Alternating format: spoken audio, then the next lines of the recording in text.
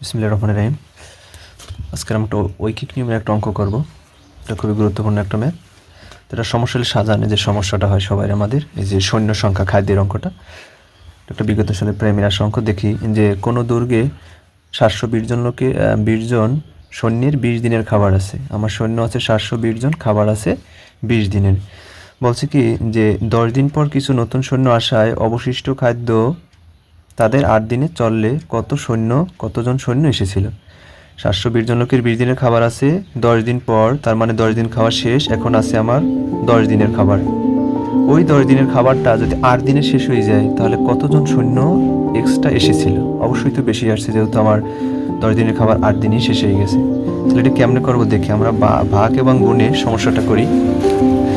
যে দিন বাকি থাকে, আমার দিন বাকি থাকে কত দিন সেটা লিখি। যে দিন বাকি থাকে, তাই দিন বাকি থাকে 20 দিন দেওয়া 10 দিন আমি খাইছি, তাহলে আমার হাতে দিন আছে কয় দিন? 10 দিন।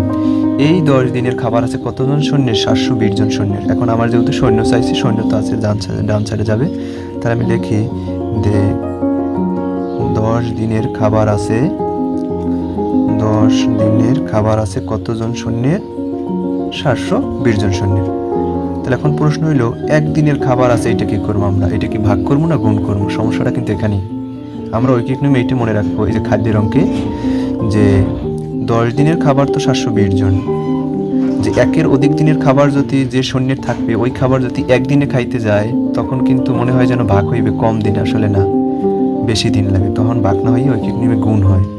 এটা খেয়াল করবো। আবারও বলি, একের অধিক দিনের যে খাবারটা যতজন লোকের থাকে ওই খাবারটা যদি একদিনে খাইতে যায় তখন ভাগ না হইয়ে গুণ হয়। যেমন আমার বাসায় ধরেন 10 দিনের খাবার আছে, 720 জন লোকের বাসায় আনলাম। ওই খাবারটা যদি আমি একদিনে খাওয়াইতে যাই তখন কি লোক আরো বেশি আনতে হবে না?